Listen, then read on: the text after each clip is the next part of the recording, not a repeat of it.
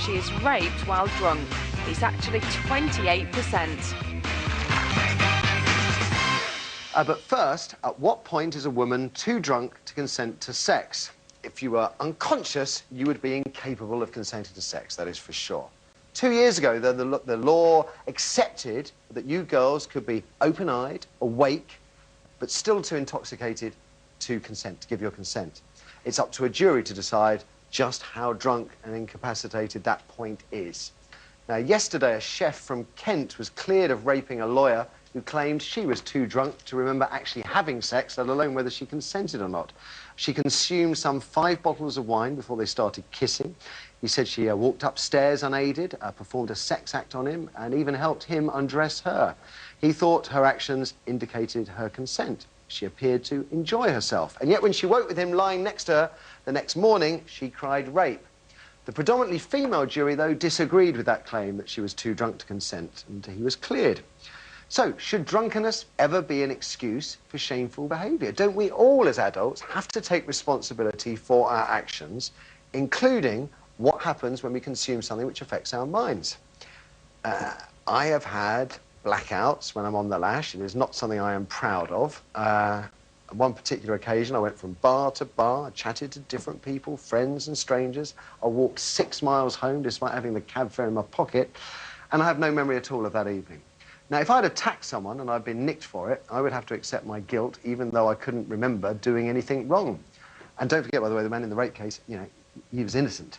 At the same time, though, if someone had beaten me up as I staggered home, I would also accept that it was partly my fault for not being compass enough to avoid trouble. So should sex be a different case? Should someone who is conscious at the time of sex be allowed to claim later they were too drunk to know what they were doing? Some might say, of course, the safest course of action is never to have sex with someone who is drunk. But how drunk is drunk? 5 bottles? Not according to the jury yesterday. What about a glass of Baby Sham, Lowry? I mean, it's a question of degree, but I have no idea where the degree is. And I think nobody else, because I think it varies, it depends on is the person used to drinking a great deal. It depends whether you've eaten a meal. It depends how long over the time you've been drunk. You know, all of those issues. I thank goodness that I don't drink anymore because, it's terrifying. The things that you get yourself into. Yeah. I mean, I hear this thing about, women cry rape. I think interesting it's a female jury cleared this guy because women can be very hard on other women. And when I think back to when I was younger... But equally, you could just as easily turn around and say men can be very hard I think women can be very hard. And I think I'm trying to think back to when I was younger and perhaps a bit more stupid about this, getting myself into situations. And I've been in situations where I've never been raped, but I've been in situations where I've been under huge pressure to have sex with somebody. Perhaps I've been on a few dates with them and he got to the point where he's kind of tired of waiting. And I think actually in those situations, some of those guys haven't behaved very well. And I haven't said it was rape, and I blame myself. And I think an awful lot of we know that the number of women who report rape is very small compared to the number of women who actually suffer it. So I think on the whole, a lot of women do blame themselves for getting into those situations and do say, I was stupid, I got drunk. Is that fair? I think we have to take responsibility for our own actions. I think women are taught to take responsibility for men's desire for them. And women are taught to say, well, it was my fault I was wearing a short skirt. It was my fault I'd had a drink. It was my fault I led him. It was my fault I let him walk upstairs. It was my fault I offered a coffee. We do that automatically. To have the courage to actually go into court and allege it when your case is so incredibly weak makes you quite brave. Either very mad or quite brave. In this case, of course, we have to remember he was found not guilty, but that's because the jury accepted his version of events. Her version was that she was out cold, she was asleep, and she woke up. Now, in a situation where a woman is so drunk she's asleep, to me it seems very clear you do not have sex with a woman who is actually unconscious. Everything else, as a woman, you put yourself in danger, and as a man, you put yourself in danger of being... I think he claimed she wasn't unconscious. Well, that's right. And there was a flatmate there who was with them up until the hour before, and she went home, I mean, to me, this is crystal clear, this case, technically. Well, I said, the case has been decided, the chef is clear. There's a separate issue, of course, that the chef's face is all over the papers.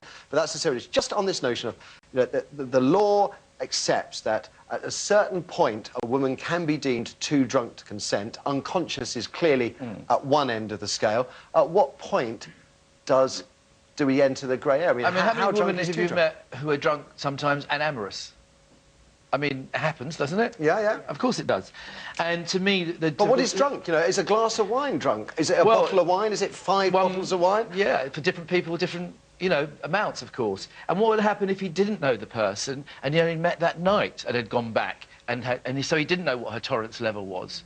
You understand? So he didn't know an in-depth of her personality. How do you know, for example, if in my little blackout walk, people are talking to me, they don't know when they're talking to me that I'm not going to remember a thing about it. So at the time, at the moment of sex, that you could appear fully compass, having a dialogue, appear to be explaining yourself properly, but the next day have no recollection of it whatsoever. In the same way as when you were really drunk and you were doing that walk home, had you dropped your keys outside your house and had somebody, a stranger, helped you, opened your front door, got you inside, shut the door behind you, you would be very grateful for the kindness of that person, wouldn't you? And one would hope, or all of us who have children... At the time, but the next day might not remember it. Well, that's not the point. The fact is somebody was kind to you. And I think in this situation, that if the woman is really drunk, the guy says, you know what, actually, the kind, the chivalrous, the good thing to do here, and there is the decent thing to do, is not to sleep with this woman. He's also drunk, if he's as drunk as her, yes, you're both I agree, in the same position. but I still would hope for the kindness and chivalry. Yes, it's an and when you see those pictures of those girls passed out on park benches, my heart says, why doesn't somebody wrap a coat around that girl, put her in a taxi and take her home? My brain says, pull yourself together, stop making such a fool of yourself. She's somebody's daughter. She's somebody's daughter. But we meant to record it these days, or what? OK, let's throw it open to you. At what point is someone too drunk to consent to sex? Amy? OK, let's start with Jane first on line 2, then. Jane, good morning.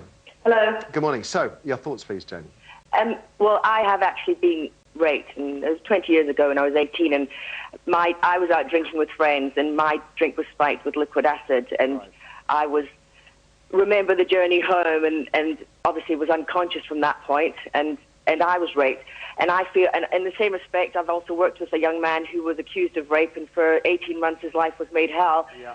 And on the day of the court case, she denied everything while she sat there in the jury box, and so lives can be destroyed by it. And I think it's a very, very difficult area, because as someone who's been raped, there are degrees of rape, and the most obvious is being raped through violence, aggression, and force.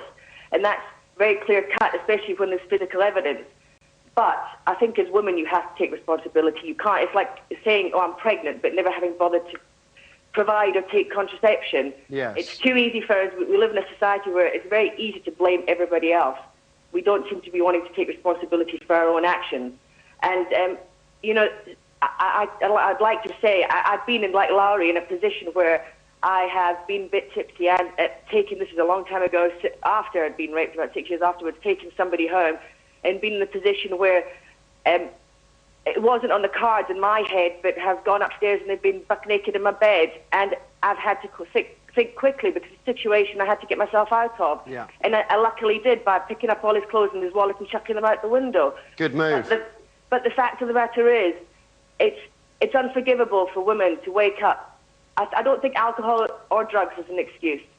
And you have to accept the consequences of your actions that led you down that path in the first place. Jane, just so I'm clear on this, you are saying that if a woman, because then we move into this difficult area here, which is that if a woman consumes alcohol, then it puts that she is effectively putting herself at risk.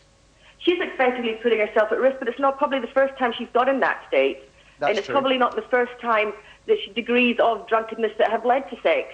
And I think, as women, we wake up and the social consequences of having one night stands, of getting drunk, of doing things that normally you wouldn't do if you were fully compos mentis. There's no excuse to turn around and point the finger. You just have to really bite that bullet, I think, and accept that that's a learning curve for you, that you don't get in that situation if you don't like how it makes you feel the next day.